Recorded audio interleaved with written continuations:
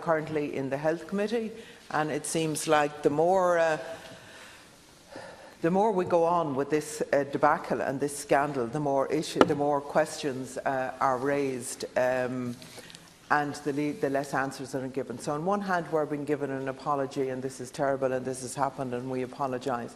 And it's very obvious to me from the documentation that was produced over the last number of days that last week the very same officials, some of them who are in the Health Committee, did not disclose in a transparent way what they should have around all of this, and that they are still fighting to keep that information secret of who knew what and when people knew it.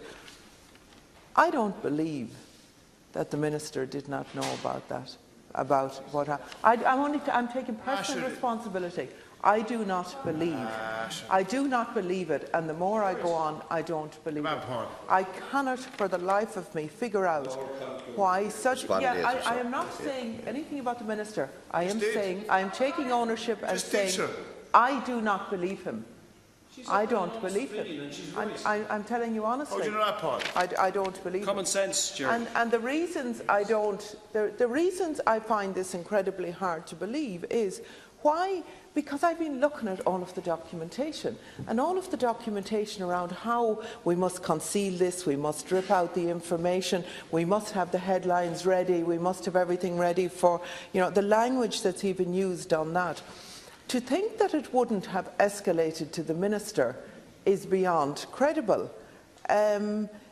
It's just, we have the documentation from some of the meetings. I have no doubt we don't have them from all of them. And the progress updates in terms of the audit. And in each of them, the numbers were increasing all of the time.